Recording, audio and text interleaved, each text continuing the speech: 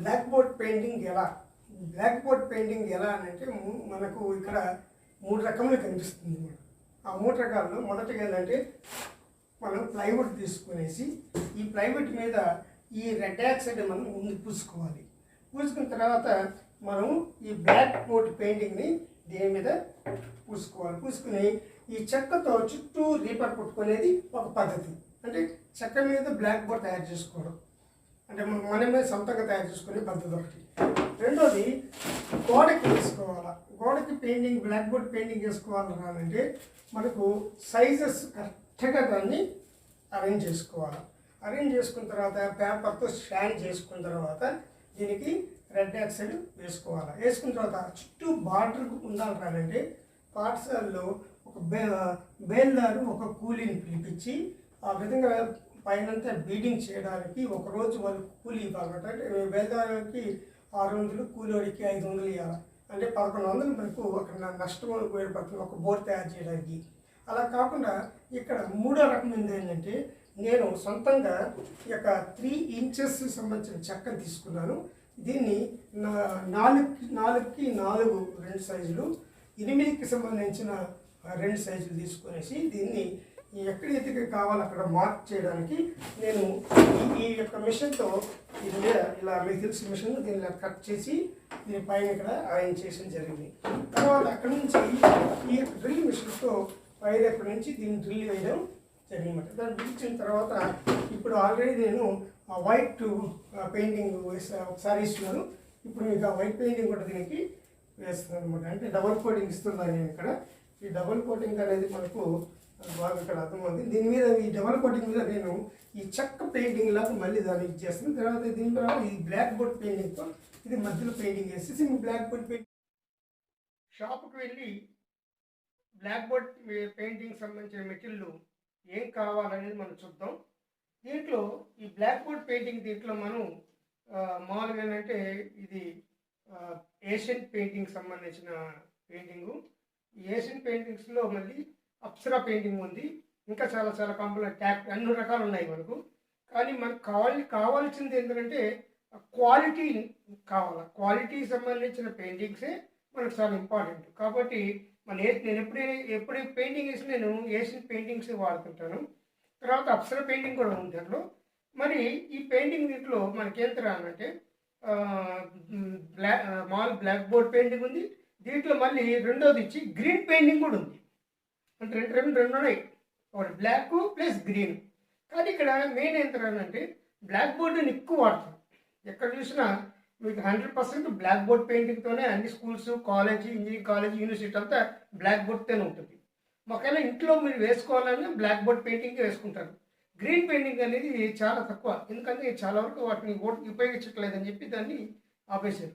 కాబట్టి ఈ black board ఇప్పుడు దీంట్లో మనకు ఇప్పుడు నా దగ్గర ఉండేది ఏంటంటే ఇది వచ్చి 1 లీటరు, ఇది 1/2 లీటర్. అంటే మనకు ఆ లీటర్ నుంచి 1/2 లీటర్కి మనకు దొరుకుతుంది. మరి ఈ బ్లాక్ బోర్డ్ పెయింటింగ్కి మీకు కావాల్సింది ఏంటంటే మరి దీంట్లో మనం ఎంత కాస్ట్ అప్ అని ఒకసారి కూడా చూద్దాం. మీరు షాప్కి వెళ్ళి ఆ black board painting Asian Paints కానీ అప్సర్ కానీ అని అడిగారంటే బ్లాక్ బోర్డ్ పెయింటింగ్ ఇస్తారండి. ఆ బ్లాక్ బోర్డ్ పెయింటింగ్ ఇచ్చిన తర్వాత ఈ బ్లాక్ బోర్డ్ పెయింటింగ్ మీకు 1/2 లీటర్ వచ్చి మనకి ఇక్కడ బిల్ ఇచ్చింది. అక్కడ మీకు ఆల్రెడీ బిల్లో ఉంది. ఇది మీకు 1/2 లీటర్ వచ్చి మీకు 130-120 రూపాయలు ఉంటుంది. ఇది 1/2 లీటర్ది. అదే కానీ లీటర్ కానీ కావాలంటే మీకు 250 రూపాయల నుంచి ఛార్జ్ చేస్తున్నారండి మనకు ఇది.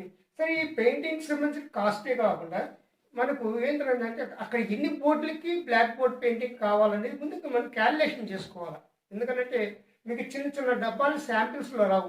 వస్తే మీకు 1/2 లీటర్ కానీ 1/2 లీటర్ ఇది లేకపోతే లీటర్ లెక్కన వస్తుంది అన్నమాట. కాబట్టి ముందు ఆ బ్లాక్ బోర్డ్కి ఎన్ని నెంబర్స్కి మనం పెయింట్ చేయాలో ముందు క్యాలిక్యులేషన్ చేసుకోవచ్చు. ఇది 1/2 లీటర్ ఇంచుమించు మీకు ఒక 4 బోర్డులకు వస్తుందండి. 4 బోర్డులు అంటే బాగా జాగ్రత్తగా వేసుకున్నా మీకు 4 బోర్డులు వస్తుంది. అలాంటప్పుడు ఇది లీటర్ కానీ తీసుకుంటే ఇంచుమించు మీకు 8 బోర్డుల వరకు చేస్తుంది అన్నమాట. కాబట్టి ఇప్పుడు మీకు ఎన్ని బోర్డులు పెయింటింగ్ చేసుకోవచ్చు అనేది ముందు ఎస్టిమేషన్ చేసుకుంటే మీరు డైరెక్ట్గా 1 లీటర్ కానీ తెచ్చుకుంటే అక్కడ కేవలం ఒక బ్లాక్ బోర్డు 2 బోర్డు కలిపేసిన తర్వాత ఇది వేస్ట్ అయిపోతుంది. అంటే ఇది పెయింటింగ్ కింద దేన్ని వాడలేరు. ఒక బ్లాక్ బోర్డ్ పెయింటింగ్ వరకే వాడతారు కానీ మిగతా తలుపులు కానీ కుర్చీలు కానీ వేసేదానికి పనికిరాదు. ఓన్లీ బ్లాక్ బోర్డ్ పెయింటింగ్ అనమాట. కాబట్టి ఏదైనా మీరు షాపింగ్ వెళ్ళినప్పుడు అక్కడ ఎంత క్వాంటిటీ ఎంత క్వాలిటీ అనేది ముందు తీసుకోవాలి. ముందుగా మీరు క్యాలిక్యులేషన్ చేసుకోవాలి. కాబట్టి 1 లీటర్కి అయితే మీకు 8 బోర్డు వరకు వేసుకోవచ్చు. అదే కానీ మీకు హాఫ్ లీటర్ అయితే మీకు 4 బోర్డుల వరకు వేసుకుంటారండి. తర్వాత మనకు కావాల్సింది బ్లాక్ బోర్డ్ సంబంధించిన పెయింటింగ్ పెయింటింగ్.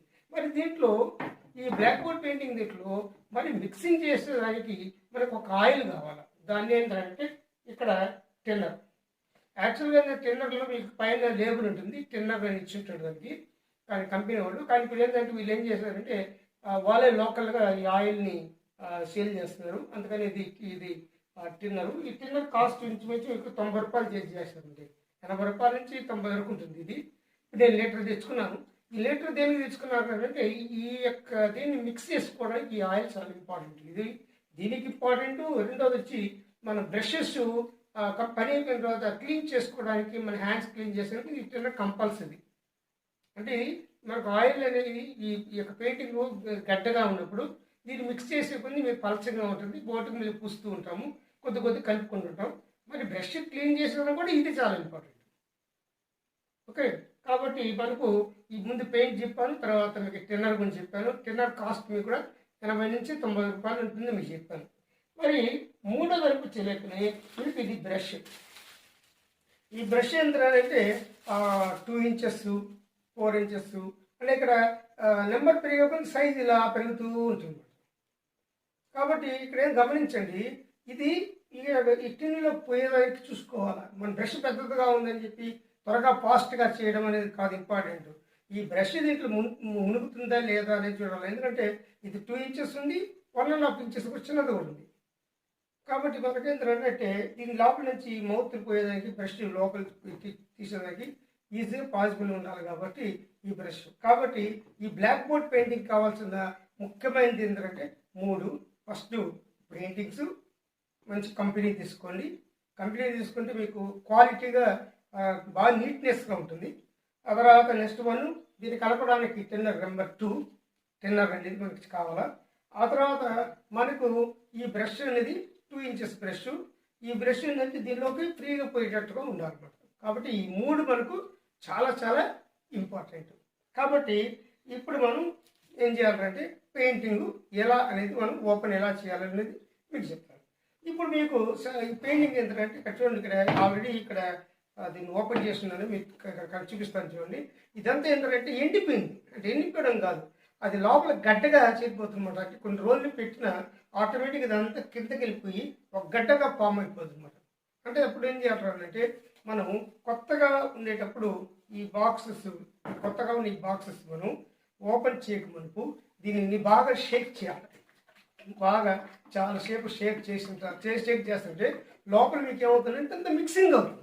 ఎందుకంటే ఇది మీ పెయింటింగ్ చేసే ప్రతి ఒక్కరు చేసే పని ఏంటంటే అదే.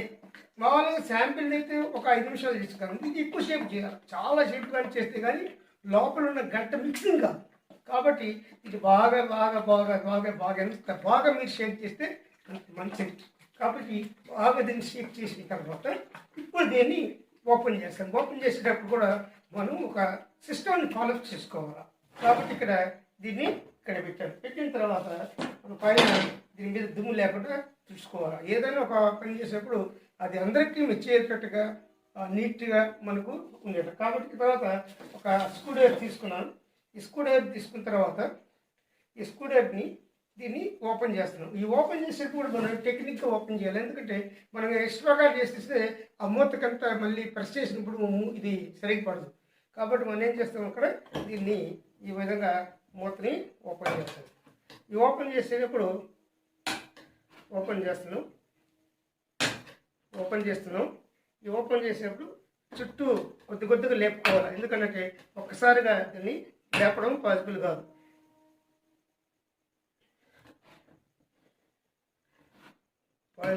చిన్న రౌండ్గా చేసాం. ఇప్పుడు దీన్ని ఓపెన్ చేసి పూర్తి అయిపోయింది. మీకు కనిపిస్తుంది అక్కడ మాకు క్లియర్గా ఎలా ఫాలోఅప్ చేయాలో ఒక పనివాడు ఎలా అనేది జాగ్రత్తగా తీసుకోవాలి. కాబట్టి ఈ ఓపెన్ అయిపోయింది. ఓపెన్ చేస్తారని ఏం చేస్తారంటే ఈ మూతను తీసుకొనేసి ఇది మనం ఇలా షేక్ చేసినప్పుడు ఏముందంటే పెయింటింగ్ మీకు లోపల ఉంటుంది. కాబట్టి చాలా ఆ పెయింటింగ్ ఉంటుంది. దాన్ని ఏంటంటే మనం ఫింగర్తో ఆ పెయింటింగ్ని నీట్గా శుభ్రంగా ఇట్లా లాక్కోవాలా. ఒకే ఒక ఫింగర్తో దీన్ని నెట్టుకొని దీన్ని తీసుకుని దీంట్లో పోయాలి. అంటే ఇటు పూసేసిన తర్వాత అప్పుడు మీకు మూత నీట్గా ఉంటుంది. ఎలా ఎలా పెయింటింగ్ పడుతుంది అని మనకు అర్థమవుతుంది. కాబట్టి ఇప్పుడు మీకు ఇక్కడ తీసుకున్నాను. తర్వాత దీనికి బాగా శుభ్రంగా మూతని అంటే మనకు మూత మూసేటప్పుడు చాలా జాగ్రత్తగా ఉంటుంది అన్నమాట. పెయింటింగ్ పూసి పక్కన పారేయడం అని కాదు ఇంపార్టెంట్. ఆ మూతను కూడా మనం నీట్గా తీసుకుని పెట్టేయాలి. పెట్టేసిన తర్వాత ఇప్పుడు మీకు మనం షేక్ చేసినంత మాత్రం ఈ పెయింటింగు కొద్దిగా చిక్కగా ఉంటుంది. కాబట్టి మనం ఈ యొక్క స్క్రూ తీసుకునేసి దాన్ని బాగా కంపల్పి చూడండి. ఎంత గట్టిగా ఉందంటే అంత చూడండి. చూసారా? చూడండి కనిపిస్తుంది మీకు గడ్డది అంటే కలపలా. కాబట్టి దీన్ని కలపడానికి మనం కాస్త చిన్నగా రౌండ్గా దీన్ని ఇలా తిప్పుతూ ఉంటే లోపల మనకు గట్టిగా ఉంటుంది. ఆ గట్టిగా తిప్పి చాలాసేపు తిప్పుతూ ఉంటే కానీ మీకు ఇది అంటే దీన్ని బట్టి ఏంటంటే దీన్ని చిక్కగా ఉంటుంది. అందుకని దీన్ని ఈ చిక్కగా నెలలో మనం బాగా తిప్పి దాన్ని చేసుకుంటూ రావాలి. అంటే బాగా మిక్సింగ్ అవుతుంది. మిక్సింగ్ అయిపోయిన తర్వాత ఆ తర్వాత దీన్ని పలస చేయడానికి మనము ఇక్కడ ఏం చేయాలా ఈ ఆయిల్ని దీన్ని కలపాలి. కాబట్టి ఈ ఆయిల్ కలపడానికి ఇప్పుడు మనం బాగా మిక్సింగ్ అయిపోయింది. బాగా బాగా బాగా తయారైపోయింది. ఇక్కడ అయిపోయిన తర్వాత ఇప్పుడు దీన్ని బాగా చేసిన తర్వాత ఇప్పుడు ఇక్కడ చూడండి. తర్వాత ఇది అక్కడ మళ్ళీ టేబుల్ పెట్టకుండా మన చేత్తోనే దాన్ని ఆ చివరకు ఇట్లా లాక్కొని వచ్చి దాని మీద ఫాలోఅప్ చేయాలి. చేసిన తర్వాత దీన్ని మనకు ఇక్కడ నీట్గా వచ్చేసింది. ఆ తర్వాత దాన్ని చేసేసాం. ఆ తర్వాత దీన్ని స్కూటర్తో నీట్గా తీసేసేయాలి. ఎవరైనా పనివాడు చేసే పని మనం ఏదైనా సరే ఒక వస్తువు వాడిన తర్వాత దాన్ని శుభ్రంగా చేయడం అనేది ముందు నేర్చుకోవాలి. ఆ తర్వాత నెక్స్ట్ ఈ టెండర్ తీసుకునేసి ఈ ఆయిల్ని దీంట్లో మిక్స్ చేసుకోవాలి. మిక్స్ చేసుకున్న తర్వాత మిక్సింగ్ చేసుకున్న తర్వాత అప్పుడు ఈ యొక్క బ్రష్ని మీకు పైన ఒక ప్లాస్టిక్ ఉంటుంది. ఆ ప్లాస్టిక్ తీసిన తర్వాత దీనికి ఒక రబ్బర్ ఉంటుంది. ఆ రబ్బర్ కూడా తీసేసిన తర్వాత ఈ బ్రష్ చూడండి. బ్రష్ ఎంత స్మూత్గా ఉంది చూడండి. ఈ బ్రష్ స్మూత్గా ఉంది. కాబట్టి ఈ బ్రష్ని దాంట్లో ముంచి తీసుకోవడం. ఇలా బ్రష్ ఇలా ఒకదానికి ఎందుకు ఇలా అన్నారంటే ఈ బ్రష్లో ఉన్నది కింద పడేదానికి అవకాశం ఉంది. అలా పడకుండా మనం దీన్ని ఇలా తీసుకుని ఈ తర్వాత అక్కడి నుంచి బోర్డు దగ్గరికి పెయింట్ పోతాం అన్నమాట. కాబట్టి ఇక్కడ ఈ బ్లాక్ బోర్డ్ పెయింటింగ్ కావాల్సిన మెటీరియల్ గురించి మీకు ఇప్పుడు